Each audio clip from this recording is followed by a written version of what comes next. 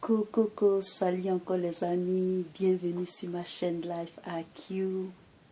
C'est Lisa, votre présentatrice. J'espère que vous allez très bien. Je suis très heureuse encore de vous parler, de vous entretenir sur cette chaîne. Vous êtes welcome. Bienvenue encore sur ma chaîne. Pour mes abonnés, je vous fais de gros hugs.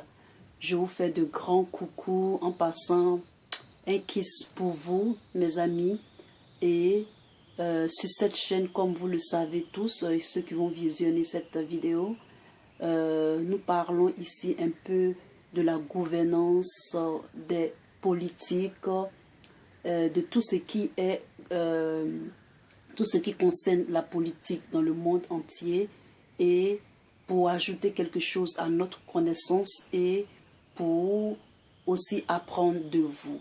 Alors sur ce, je vous souhaite une très welcome, et nous allons rentrer dans le vif du sujet. C'est parti.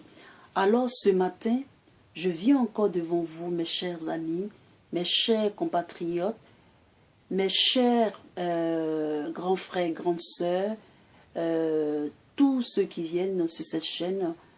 Je viens dans ce sujet ce matin pour vous parler des bases militaires dans les pays du monde entier, c'est-à-dire spécialement les bases militaires en Afrique. Ce que vous devez savoir, mes chers amis, sachez que les bases militaires ne sont pas seulement en Afrique. Il y a un peu partout les bases militaires dans le monde. Je vous prends un exemple. C'est un exemple parmi tant d'autres, mais je le dis parce que après que j'ai fini de parler de ça, c'est une parenthèse, on va rentrer dans le vif du sujet des bases militaires spécialement en Afrique. J'avais un de mes amis une fois qui voulait faire partie de l'armée, et il me parlait des bases militaires. Il me parlait d'une base militaire qui se trouve, je crois, dans les Antilles. Et cette base militaire était disputée par les Américains et puis, je crois, la France ou la Grande-Bretagne. Ce qui est sûr, cette base était un problème. Donc, cette base, je crois, c'était une île. Et cette île, c'était... je vais le dire, c'était Marie-Galante. C'est une île. Et cette île est très convoitée, et elle a été disputée par ces grandes puissances-là. Donc, ce qu'on doit savoir, c'est que ces bases-là sont surtout géostratégiques pour mieux contrôler, pour mieux dominer, pour mieux être localisées, pour défendre les intérêts de ceux qui s'y mettent à trouver ces bases, à former ces bases et aussi à les occuper. Sur ce, je pense que vous êtes impatients. Nous allons dans le but du sujet. Quels sont vraiment les rôles des bases militaires?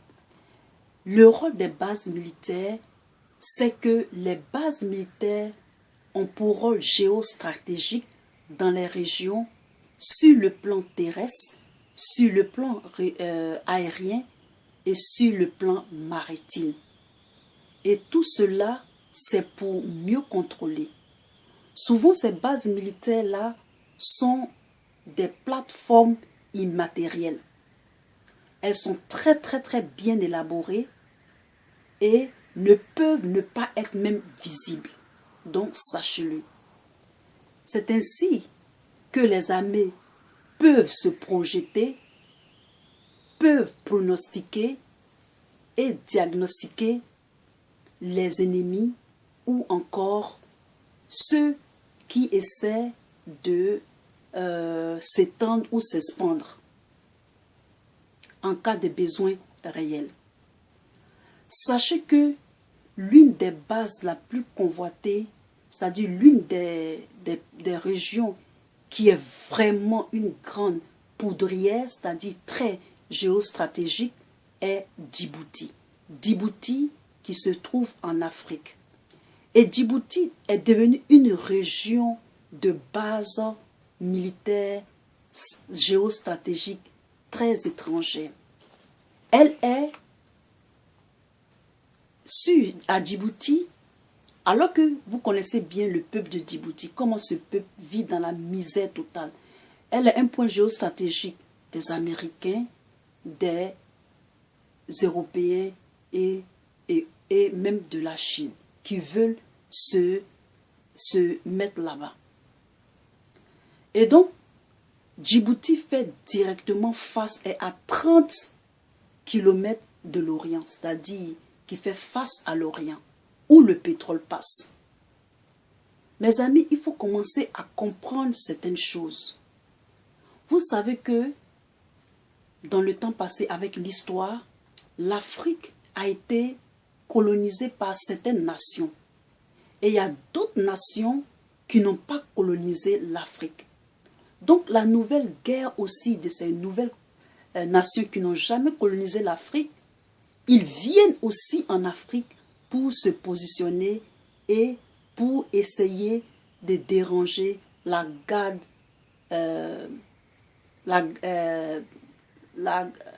j'ai oublié l'expression, la chasse gardée, très bien, la chasse gardée de certaines puissances qui ont colonisé l'Afrique. Et donc la part du gâteau doit être partagée tôt ou tard. Et donc ça devient maintenant une position, ça devient maintenant une politique, ça devient maintenant une situation de force entre les puissances.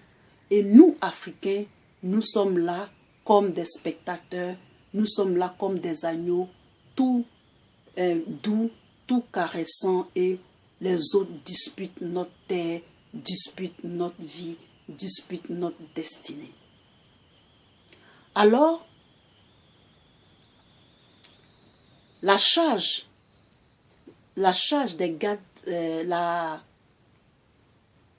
les chasses gardées devenant caduques, c'est-à-dire la chasse gardée économique devenant caduque de ces nations-là, il faut savoir que ils ont aussi créé un nouveau ennemi qui est le terrorisme. Et ce terrorisme-là même, c'est eux-mêmes qui ont créé ça. Bon, moi, je n'ai pas vraiment, je ne suis pas convaincue ou pas, mais je sais que September 11 a été créé pour activer encore plus les choses. Je ne peux pas confirmer, mais il y a beaucoup de trucs qui ne sont pas vraiment réels avec September 11. Je ne peux pas vous dire que c'est vrai ou pas, mais il y a des choses qui ont été dites à propos de September 11. Peut-être que c'est vrai, mais d'autres ont profité de ça maintenant pour essayer d'emmener, pour essayer de répandre, pour expandre cette notion de terrorisme, pour faire plus peur aux autres peuples ou pour créer plus la psychose dans les nations. Et moi, je trouve que le terrorisme, ce sont des concepts de blurred. Blurred, ça veut dire en anglais, c'est comme une image. Vous voyez par exemple le mirage. Par exemple, quand vous partez au désert, ou souvent quand vous partez, quand vous êtes sur une route et vous regardez loin, quand il fait tellement chaud, vous voyez loin, vous allez voir comme s'il y avait de l'eau sur le goudron. Ayez cette image-là. C'est-à-dire, vous allez voir comme s'il y avait de l'eau sur le goudron, ou même, c'est comme s'il y avait de l'eau alors qu'il n'y a pas de l'eau. C'est un mirage. C'est un blurred. Ça dit que c'est un mensonge. D'accord? C'est un mensonge. Et je pense que même le concept de terrorisme, le concept de ceci, tout cela, ce sont des excuses pour maintenir plus les bases militaires. Parce que nous sommes bloqués de partout. Vous comprenez? Nous sommes bloqués en ce qui concerne l'économie, c'est-à-dire la monnaie. Nous sommes bloqués socialement, nous sommes bloqués militairement. Alors que tout ce qui est économie militaire, c'est ça qui fait la force d'un peuple. C'est ça qui fait la force d'un gouvernement. Vous comprenez? C'est ça qui fait la force. Et si nous sommes bloqués, nous sommes bloqués. Nous sommes vraiment bloqués parce que sur tous les fronts, ils nous ont eu. Sur tous les fronts, ils nous ont blurred. Sur tous les fronts, nous sommes contrecarrés. Donc nous, en tant qu'Africains, notre lutte sera vraiment... J'ai fait une vidéo sur l'autodétermination. Le mot focaliser, c'est-à-dire se focaliser sur les choses, et le mot discrétion. Ça, ce sera une vidéo plus tard. Pour que vous commencez à prendre, pour que nous, en tant qu'Africains, nous, en tant que citoyens, nous commençons vraiment à prendre conscience de tout ce qui se passe pour dire que nous sommes vraiment dans les problèmes. Nous devons maintenant adopter de nouvelles stratégies pour nous en sortir. Ce n'est pas en criant, ce n'est pas en faisant quoi que ce soit, mais c'est en réfléchissant et surtout en apprenant à nous instruire. Alors je commence et je continue plutôt. Nous savons que leurs jeux, ce sont des jeux cyniques. Depuis longtemps, ils ont joué à ces jeux-là. Les bases militaires n'ont plus les raisons d'être en Afrique. Il n'y a pas de guerre. Il n'y a rien à défendre non plus. Donc, pourquoi est-ce que les bases militaires sont encore là?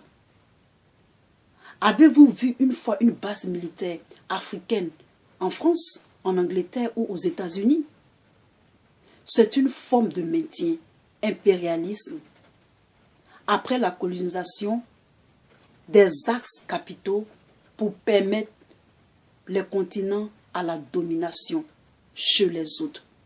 Sachez qu'il y a presque 29 millions de militaires, ou je crois 29 000, plutôt 29 000 militaires hors de la métropole déployés dans les bases militaires européennes, surtout françaises. Donc, dans la deuxième vidéo, je vais vous parler de la genèse des bases militaires. Comment se fait-il que les bases militaires sont si répandues dans notre continent qui est l'Afrique? Peace, abonnez-vous surtout et à très bientôt. Bye, à tout à l'heure.